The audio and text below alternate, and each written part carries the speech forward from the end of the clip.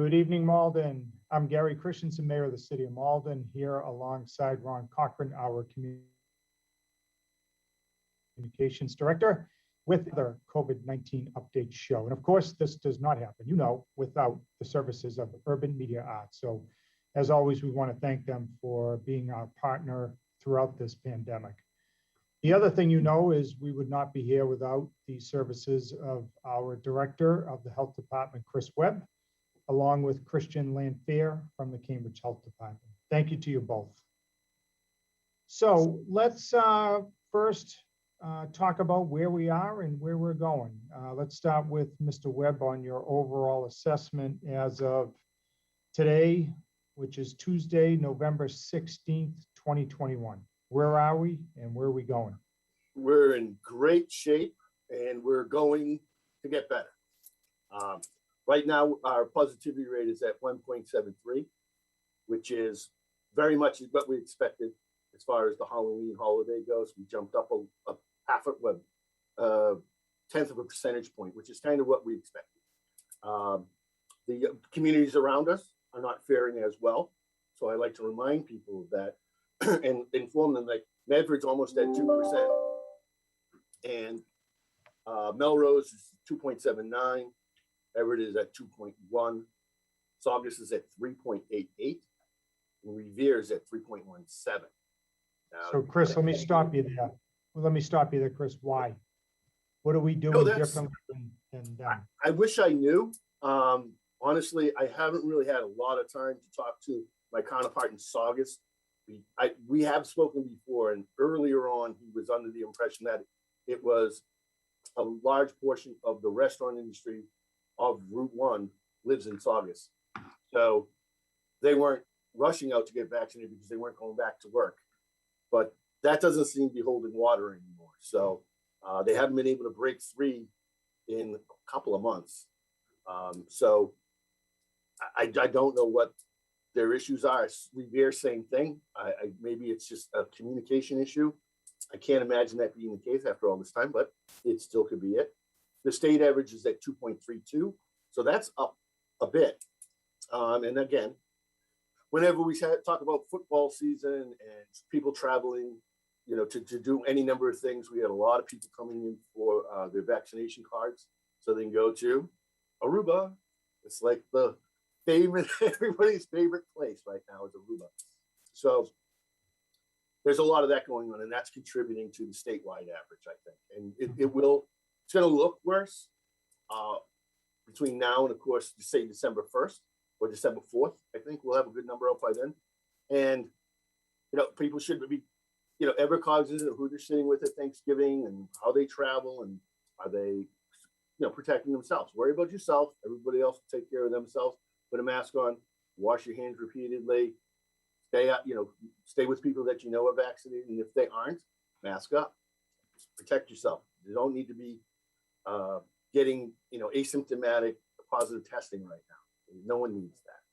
Hey, Chris, how does someone get a hold of you if they need to reach you? Best way to get a hold of me is by email, which is cwebb@cityofmalden.org, or you can call the office at 781-397-7049. Okay, and rumor on the street, Chris, is that a lot of people tune in, not to see us, but to see Schoon. So can you tell the audience where Schoon is tonight? I knew she was going to be a darling. I knew it. She's away in Houston. She's giving a speech down there. We were going to bother her to jump in on the Zoom call, but it's her first large event. So I thought we better let her stay in the moment. She is going to be working with me this coming Monday. She's back on Thursday. So we will be back working together on Monday. All right, tell her we're all asking for her. I will. Let's jump to Christian. What is your current assessment of where we are and where you think we're going? So this is not entirely, unexpected. I think that it's starting to get colder. People are going inside. The weather, the restaurant industry, I think as Chris alluded to, those folks are now starting to go inside as opposed to being out on the sidewalks outside where it's been safer. And I think people overall are just venturing out. I still think that at least from the healthcare perspective, which it continues to be incredibly tight. I cannot stress enough that the healthcare system across Eastern Massachusetts is incredibly tight. And while we are seeing an uptick in COVID cases, they continue to be the unvaccinated who are being hospitalized with COVID. So again, I will push it out there that we do need people to consider, have a serious conversation about getting vaccinated. I think we've gone a year. We have not seen any major changes in the human race. It is important that these vaccines are safe and to continue pushing forward with getting vaccinated. I think if we can get ourselves, where Massachusetts is so close, if we can get there, I think that we'll be in a much, much better place. And keep in mind that the MWRE water data, the waste data is usually always an early indicator of disease. It's not, well, Massachusetts numbers are slightly going up. Those numbers are not going up. And so we're not entirely sure why, but I think that's a good sign that this will stabilize. Okay, very good. And Christian, if someone wanted to contact you after the show. Sure. I'm up here at the Cambridge Health Alliance at 617-665-1000. All right, very good. So Ron, what I'll do is ask a couple of questions that came to you and I first, and then we can go to whatever you have live. Does that work? That works, but I did want to just briefly remind folks on how to get in touch with us too, if that's okay. Yep. So as always, we're monitoring the different channels of where you can ask us these questions. We're located at facebook.com/City of Malden, and you can send us a private message there and we'll take that as a question. You can send us a question via a good old fashioned phone call. If you'd like to call the studio, we're live with Uma. So you can call at 781-388-9394 is the phone number there up on the screen. And we'll have you live in studio. We haven't had one of those in a while, so I hope somebody will take the opportunity to give us a call and ask what's concerning them. And then lastly, we'll check on even YouTube, the live stream that Uma has going usually is a good place for questions. So if any of those questions and we do not get to them in time, as always, we'll follow up on our next episode. If you wanted to send us an email or any kind of other offline question, we can always take those next time as well. So over to you, Mayor. All right, let's give him a couple rapid questions here. So let's start with Christian. Can you mix vaccine brands when it comes to getting the booster shot? Yeah, so the CDC has recently released information that it is okay for people to mix. We call it mix and match. However, we still strongly encourage people to stick with their original manufacturer. Mixing and matching can occur. I would say though, if for anybody who has received the 1 dose of Johnson & Johnson, it's highly recommended to get the Moderna as a booster dose. It's incredible. The data is irrefutable about how well people will be protected with that booster dose of Moderna. So Christian, now I'm going to stay with you because the second question relates to Johnson & Johnson. So can someone who has Johnson & Johnson vaccine get the booster shot? They can get Johnson & Johnson. However, ACIP and CDC is highly recommending that instead of getting Johnson & Johnson, it's highly recommended a dose of Moderna.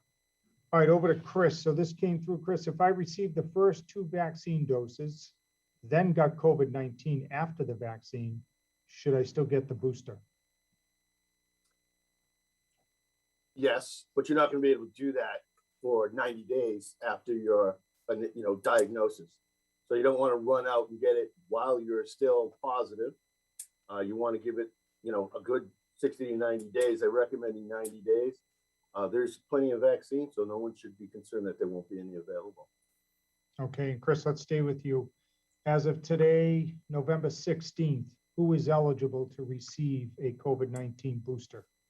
Well, in Massachusetts, it's still people 65 and older, people with medical conditions, and those people that work in healthcare and frontline workers with COVID patients.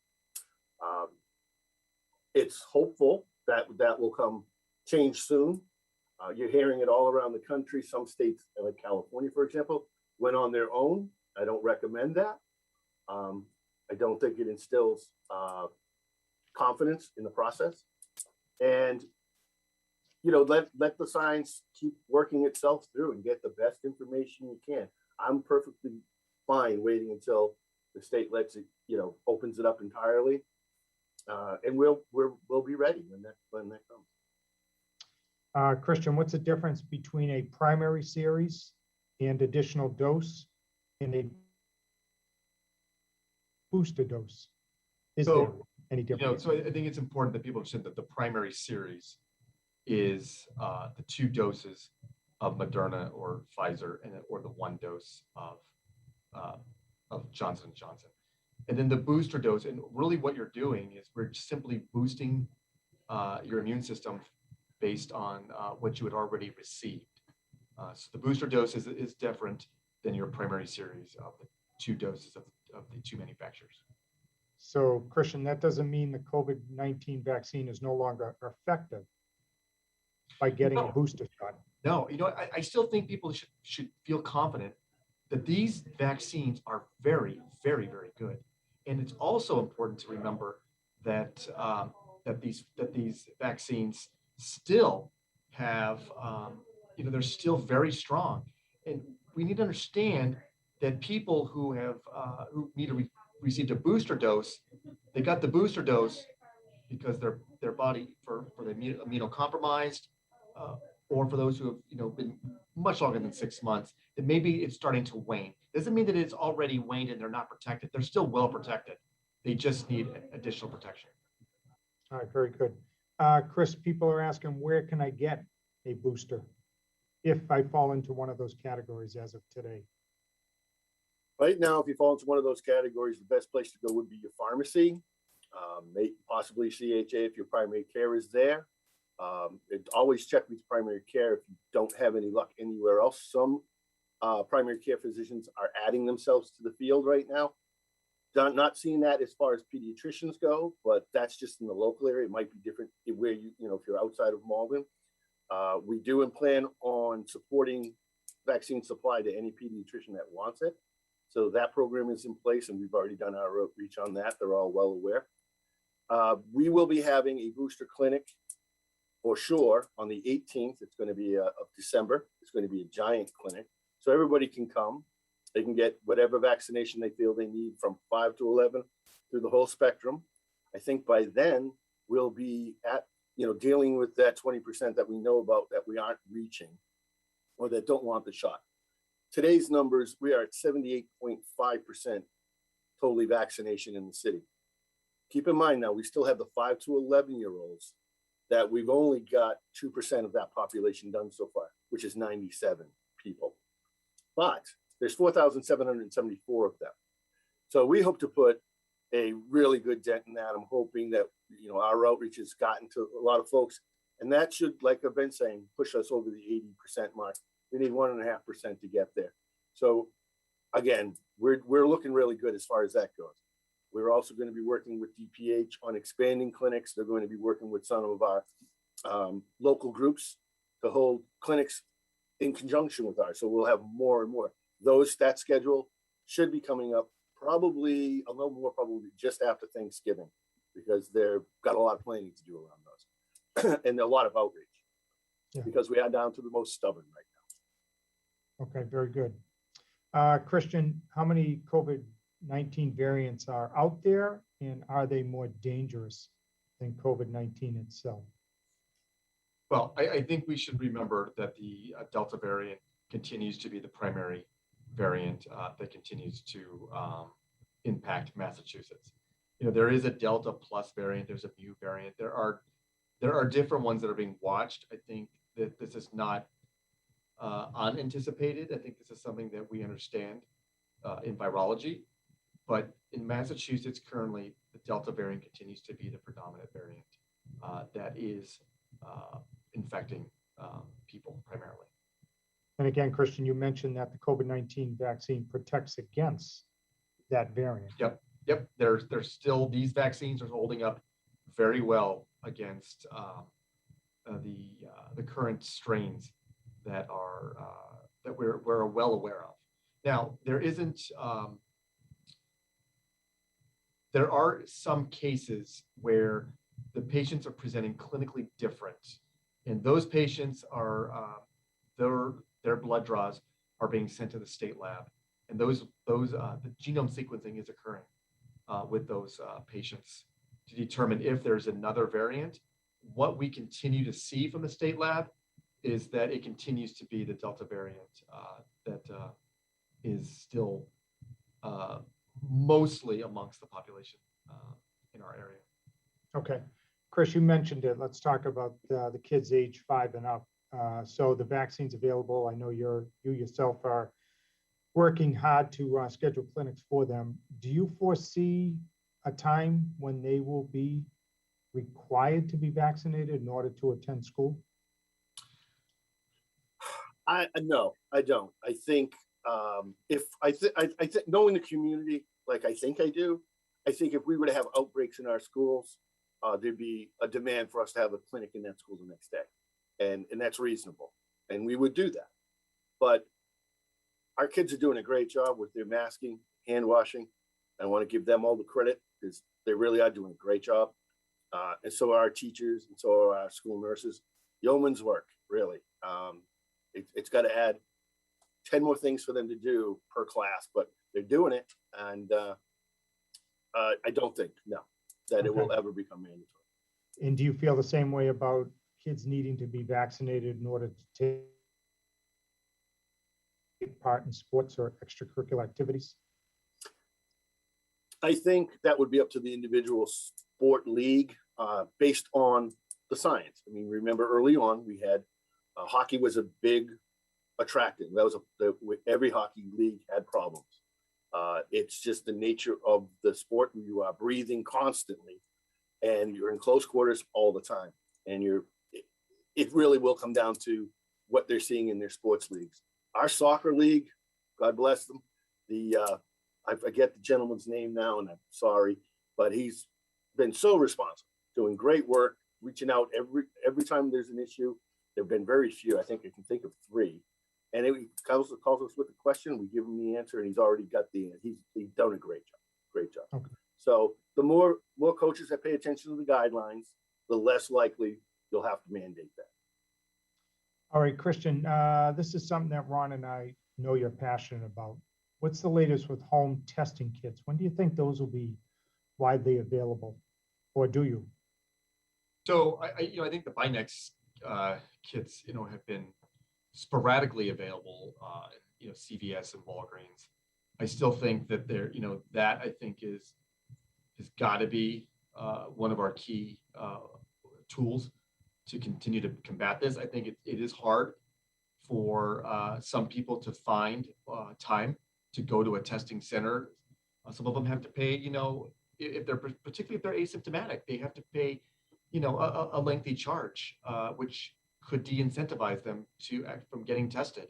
And, I think a lot of the testing platforms, a lot of the testing centers have pulled back on testing. And so timing and, convenience is also a factor currently. So I think if we can get more of these out on the market, people will be more, I think, reticent to actually go and get themselves tested if they had it available to them at home. So my hope is that the Binex and these other programs that are coming out, that we can continue to stock them in a way where they're available to anyone who wants one. It would be enormously advantageous for everybody. Okay. Chris, I hate to do this to you, but we might get some mad emojis depending on what you answer. What is your thoughts about Thanksgiving? I think it's a great holiday. I can't wait to eat all day long. But besides that, I think most folks in town, we have great vaccination rate, but you're going to travel a little bit, and people are going to travel to see you. I don't know the protocols these days, so the polite way to ask individuals whether they've been vaccinated, but I would suggest you find one. And if you're going to enjoy time with family that couldn't or won't get vaccinated, then you should mask up. Know who you're eating with. Know who you're staying. My Thanksgiving day is about 12 hours long. So, and that's just my time at the table. So I know everybody I'm going to be with is going to be vaccinated. I know that. That's kind of we've already talked about it, and that's fine. But we'll have visitors during the day, and I will mask up as soon as they show up. I won't bother them to tell me anything. I will just mask up and let them enjoy their day as well. But know that people who have been on an airplane will travel for business and then come and visit you, or might have a very high likelihood of being asymptomatic. And you've got to watch out for those people who are asymptomatic carriers. That's the trick around this time of year. A lot of people right now are going through a head cold, and it early on presents like it could be COVID. There's an early cough and things like that. I would caution people, if you have a loved one in the family who is suffering from coughing, sneezing, scratchy eyes, it might look like a allergy attack. It might look like a head cold. Don't take that chance. Mask up, give them a bottle of hand sanitizer, use at their discretion, and enjoy the day. But just like Dr. Fossey, who is my hero, I'm gonna say it. He is putting out there that it is safe, and it is incumbent upon everybody to keep yourself safe. Separate every once in a while. Wash your hands. Watch what you're touching. As far there's a lot of cleanup that goes on. Wash your hands after you do that. Anytime you do a different function during the day, you should try and sanitize your hands, change your mask, and stay comfortable. Okay, so Christian, with it looking like we'll be able to return to a somewhat normal Thanksgiving season, when will we know if there is a significant increase in cases? How many days after Thanksgiving? Well, I think, with the Delta variant, which is more contagious, I think you'll probably start to see these folks in 7 to 10 days. The average is 14, but I still think that, we're seeing people within 7 days. I think 5 to 7 days is likely when you might start to see, an impact from the Thanksgiving holiday. But I also think it's important that this time last year, where there was no vaccine, the numbers were 3 times the rate that they currently are today. So while the numbers are ticking up ever so slowly, people should still feel confident because wide swaths of the population are vaccinated. And to hear Malden's vaccination rate is 78%. I mean, I think that earlier this year, I wouldn't even dream that we would even get to that point. So I think kudos to Malden for such a great rate. And here we are. These numbers are still so low, which gives me such high hope that I think that there actually will be an end to this sometime soon.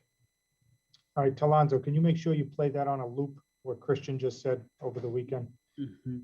Ron, let's go up to you. I'm sorry, I've been stealing your thunder. Let's take some of your questions. Not a worry at all. Speaking of Talonzo, he conveniently just reminded me that, given the amount of time that we've been in this is now show number 33 that we've presented to the public. So, kudos to Uma for helping us get through this in a big way. And I think, to Christian's point about the kudos to the residents, I think a lot of it has to do with the type of community that we are, and people pay attention to these shows. I hear it more and more. Oh, I saw you on that show, or, and I there at some point I was wondering, are there any people watching at this point? And I was quite surprised to see how many folks pay attention. So thanks for your support out there.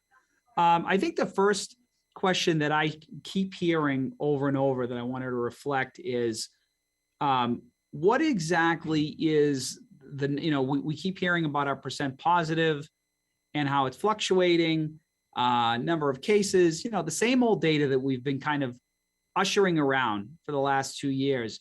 What is going to be the new level that we're going to get to, whereby we feel like we've arrived at something that isn't going to change much? In other words, the level's flat. So if you look at a graph of where we're at over the last couple of months, it's relatively flat, right? It dipped and now it's relatively flat.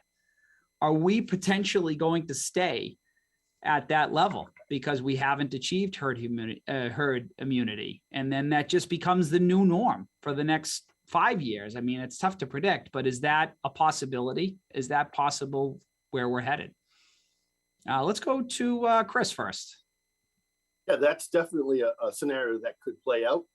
Statistically speaking, yes. what's our number? Our number is 100%, right? Because as long as there's somebody out there who isn't vaccinated, they're going to contribute to the positivity rate. So like you said, we could get to, let's call it 85%. And that leaves us 10,000 people unvaccinated in the city. That they could keep that line flat, like you were saying. And I expect that we will get to a number, you know, it might be, I think it should be under 1%. I think it's probably 0.6 is where I think it should be. Because by then 10,000 people should have a firm grasp on how not to transmit the disease if they're not vaccinated. That's another outreach program we hope to do, is start talking to people who aren't vaccinated and give them some advice on how to behave and conduct themselves while they travel, while they use mass transit. I know it's out there, but I don't know that those people are hearing it. So I think we need to come back around to that. Once we fully stop our vaccination programs, we need to keep reminding the public that if you're not vaccinated, it's incumbent upon you to protect other people from yourself. Live your life, but do the right thing by the next person. That's all. Now Christian, we'll kick it over to you, but let's just slightly change it up a little bit. Chris emphasized the steady pace of the vaccination and that line might flatten out up here. What about cases? Are we at a point potentially where there's just no way to achieve any lower rate of cases based off of the amount of people that just keep looping through the cycle, even vaccinated, breakthroughs, unvaccinated? Do we get to a certain point where it is the new normal and it just continues like this? Well, I think there's a couple of things to remember. One is that H1N1, that took place in 2009, and we're still vaccinating. I mean, we still have H1N1 strain in our flu shots to this day. And so you're talking 12 years, and we are still vaccinating against H1N1. I think, I think we're getting to a place where we will level off. I still think we can do better. I think we can still do more. But I don't think that I think COVID's going to be with us for quite some time. I don't think that we'll be in a pandemic mode. But again, we still have many more parts of the globe that we have to achieve before we can really, truly get out of the pandemic. But I do think that we're heading in the right direction. Unfortunately, we're heading into flu season, and COVID has a lot of symptoms similar to flu. And so if people really do need to, I think the best thing I can say is people need to adhere to, if you do not feel well, you need to stay home until it can be sorted out, whether it's just a common cold, it's influenza, or it's COVID. So we do have that to consider at this point. And unfortunately, we're not able to readily, diagnose COVID, fairly quickly, but we can use the same swab. Unfortunately, it's the nasopharyngeal swab, which is highly uncomfortable. And we can do both a flu and a COVID testing. For children, we can also do RSV testing with one swab, and we can look at all three parameters of the three diseases. So I think we're going to have to get comfortable what that point is. I think I'll leave that to my public health colleagues and those professionals to sort of sort that out. But I think we're getting there. But we still got more to go. And actually, based on you brought out an interesting point that I think brought up something that I wanted to share, and that is I was looking through some of my emails as a parent of a student in the Malden public school systems. We received a recent letter from the nurse basically reinforcing what you just talked about, which is to remind folks of what the symptoms of COVID are. And that seems so trivial, but we've been in and around this so long that it's almost become, a part of our lives, interwoven. And as you point out, sometimes it takes a little bit of reminding of what those symptoms are. I'll share what was shared with me, which is to say that the bolded ones, the ones that they thought were the most important, were fever of 100 degrees or higher, chills or shaking, difficulty breathing or shortness of breath, new loss of taste or smell, muscle aches, or body aches. So those are kind of the hot 4 right there. I first want to validate that with the two of you. Is that, are you in agreement? That's what should be looked at as symptoms. Okay. And then beyond If I that, could, Ron, yeah, if I could just go add ahead. one thing to that. Those are all exactly what parents should be looking for. But if you don't have a thermometer at home and you don't know what the child's temperature is, and they have any of those other symptoms, keep them home. It's so important. The contact tracing that we do tells us a lot about how people contract. And in the younger kids, some of these kids, not a lot, but some kids are coming to school with what we would typically call the sniffles. But we have the test and stay, and it's working great, and we're excluding those kids, but they are coming to school not well. You know, they're demonstrating symptoms when they arrive at school, not later in the day, but when they arrive at school. And we really need the parents to, especially as the school gets, you know, they can't open windows, the airflow is going to change a little bit, and the kids aren't going to be outside as much.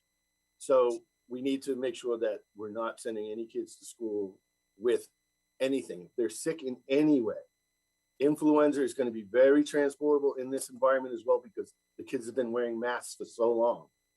And if they start taking them off and joining sports or even classrooms without masks, influenza will spread very, very quickly, which can be very scary as well, because it can have the same outcome as COVID. Thank you. Yeah, thanks for sharing that, because that actually was the second half of that email that was shared, which was to say, also to remind folks that COVID is not the only thing on the block, and that it is important. And I think what we can all maybe hope is that coming out of this whole pandemic, that just awareness about your ability to affect those around you based off of your decisions is something that I hope people have taken away from this. So that covers it for ours, for that particular question. So thank you for that. I want to go back to what Chris said, because I don't think we can underscore enough just how important it is. And I think we need to do more public service announcements, both, I think, as a community, but also as a state, to encouraging people, if you feel sick, you need to stay home. You do not, I agree with Chris, you do not need that fever. If you've got any of those other symptoms, it is best to stay home until they resolve. I think you're helping your friends, you're helping your family, and you're helping your coworkers out. And it keeps us moving forward as a society. If people are able to go to work, as opposed to what we're starting to see, what we saw in Boston, where an entire school was closed. You know, that there's a hardship for parents and for students and the faculty at the schools. So it is incredibly important that people stay home when they don't feel well. It really is. It's just that simple. I think more and more people have done a better job than they have over the years, but we can't stress enough the importance of that. I think I'm good on my end for now, Mayor. If you want to kick it over to you, I think I will accumulate a few though after that. Okay, I know one of the reasons we wanted to get together tonight on, again, November 16th was to talk to people about Thanksgiving, with it being around the corner. So another question that came in, Christian, if I came in contact with someone who tested positive for COVID-19 and I am fully vaccinated, should I still quarantine? Yeah. So it depends if they were wearing a mask. You know, if they had 15 minutes of exposure. My recommendation is to quarantine and then get tested. I think that's the safest thing to do. I think that if they're outside, I think there's a lot of parameters that still need to be considered on a case-by-case basis. Obviously, the transmissibility is much higher inside than it is outside. You know, if you wear your mask and you're only passing by them, I think that's different. I think that you being vaccinated certainly adds a lot more protection. But people who are fully vaccinated can still get COVID. Those numbers are very, very, very, very small. And I mean, we're talking like 1.8%. I mean, the number is just so small. And we have not really seen, there have been some deaths attributed to it. There have been some hospitalizations attributed to breakthrough infections, but those numbers are so small. Your best chance is to be vaccinated. Continue to wear the mask, And I still think social distancing in some capacity is still needed. Okay, Chris. Back to the young kids. Are the children receiving smaller doses of the vaccine, or is it Yes. adult size? No, it's not. It is a smaller dose.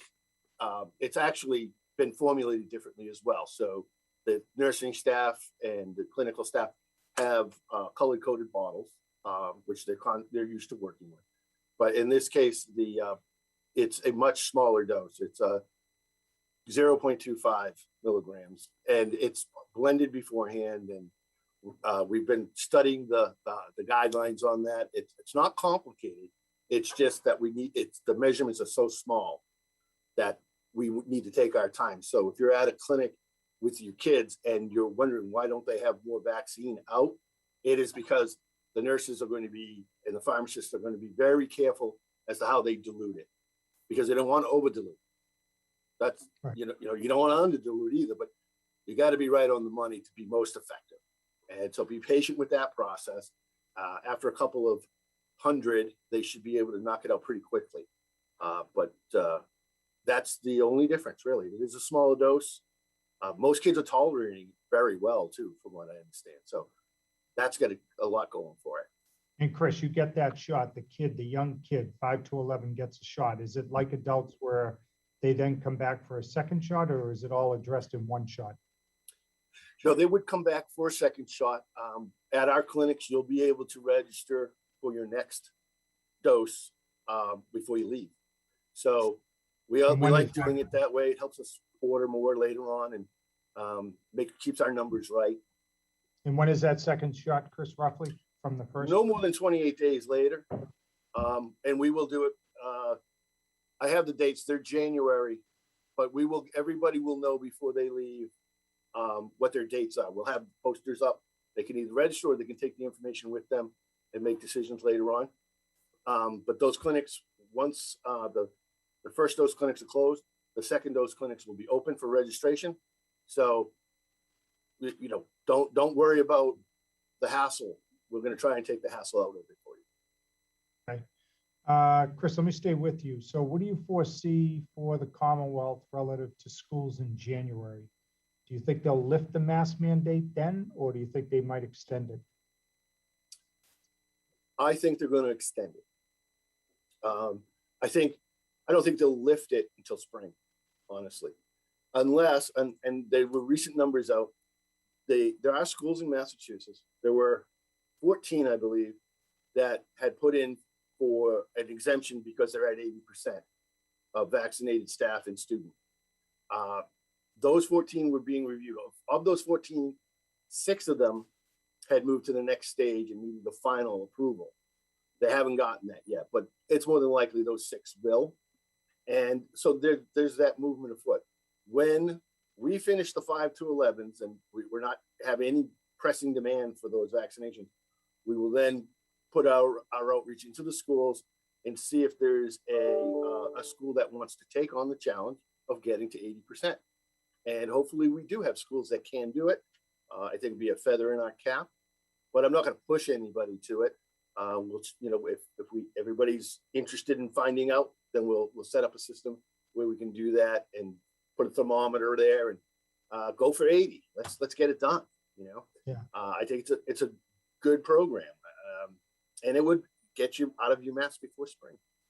Okay, Christian, I think you mentioned the symptoms. Someone asked, are the symptoms different for the Delta variant? No, I mean, we haven't really seen too much. I mean, I think one of the things that, for example, we started to see more and more GI symptoms associated with the Delta variant, which was not something, we saw that maybe in some patients, in the original cases, but those things are minor. For the most part, the symptoms are the same. And we're not even really, the treatments are the same as well. There's no difference in the treatments.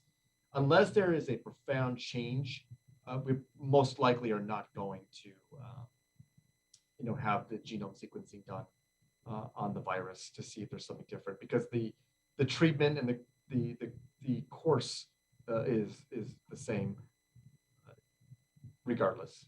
What Delta did do, though, which has made Delta different, though, is that Delta is a highly contagious variant. For most people originally with COVID, who likely saw, within 7 to 11 days, Delta variant was 3 to 7 days. It's much more contagious. So it's still important that people wear masks, so that, particularly in public, so that we can, sort of let this virus, die out. Very good. So we're going to end a little bit early. We got a few more minutes. Everybody will be happy to know Chris and I will be attending the webinar tonight where the American Association for Arab Women are going to be hosting a call on how we can further promote the vaccine and keep people healthy. So as Chris mentioned, thank you to organizations like that for working alongside us during this time. Ron, what do you have? Anything left on your end? Yeah, there was one remaining, and that is, Christian talked about earlier, that rare instance of breakthrough cases, or, just people that are getting it in general. Maybe you could talk a little bit about what the state of affairs is for treatment at this point. When somebody walks in with COVID, what are they given as options for treatment? Well, I think there's a couple things that when majority of the patients who come through the emergency department, supportive therapy, is really all we can do. Obviously, when you start, Christian, can you clarify what that, what it is? Supportive therapy, is that just supportive therapy? Keeping fevers down, making sure that you're breathing, fine. If there's any, if you're having any challenges, if you're having any, stomach-like or GI type ills, maybe, taking more fluids so you don't get dehydrated. There are patients now, Massachusetts setting up 5 monoclonal antibody centers. One of them will actually be here in Everett. So that will be the closest facility. The state will be announcing those centers very shortly. I think they're very exciting. So people can get monoclonal therapy to help reduce the symptoms. They've been shown, Regeneron is an example of one that's been shown to be very effective.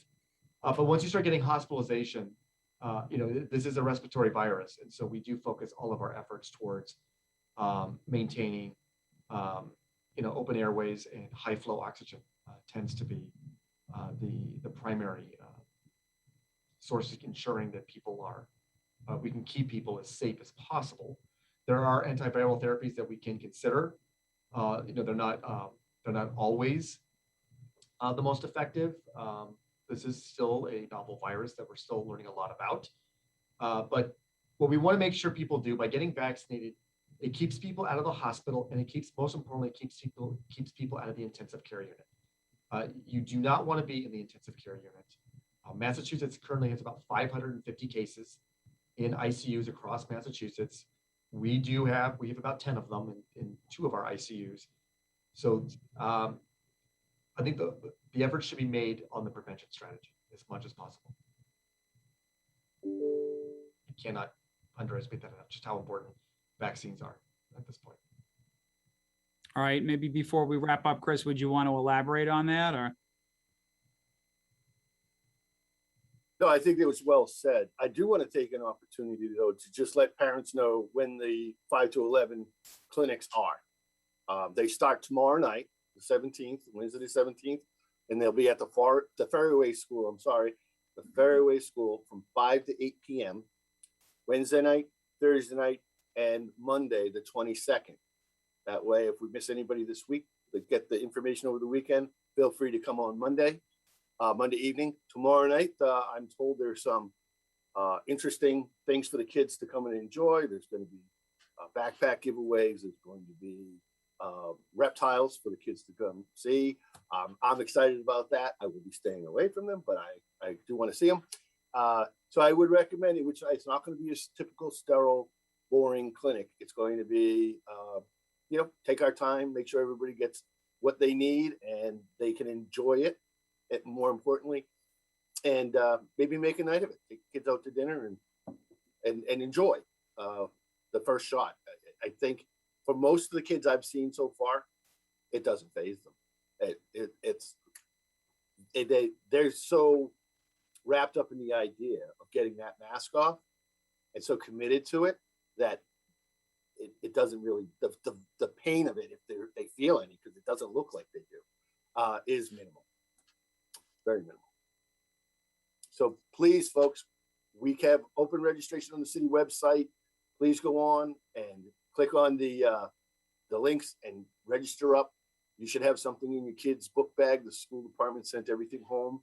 There's links, there's QR codes, but please, register and come on down. I think tomorrow night's going to be a great time. I hope there'll be the other nights we'll have some things for you as well. So it's not going to be a typical boring clinic, and we will help you get your kids vaccinated. I know a lot of parents are hesitant because they don't want to put that fear in your child. I don't want to say it. I'm joking when I say, let us do that. We have a lot of experience dealing with kids in our clinics. We vaccinate most of the kids. They know our nurses because we vaccinate them before they get into school. So a lot of these younger kids are going to know us, and bring them in. We'll make sure it's a good experience. We're not going to pressure anybody to do anything they're not comfortable with. If a child's having a hard time with it, separate them. We'll let them calm down. And if they're ready, they're ready. If they're not, we'll do it another day. You can come into the office. We will get you done. Whatever it's going to take. If parents want and the child want this vaccination, we're going to make sure it happens. Okay. Okay, very good. Ron, nothing else came through? Yeah, that's it for our queue. Yep. All right. Christian, why don't you lead us out? We'll go to Chris and then we'll wrap it. Again, I want to applaud all of the residents of Malden for your high vaccination rates. I think you should be very, very proud of what your community has done.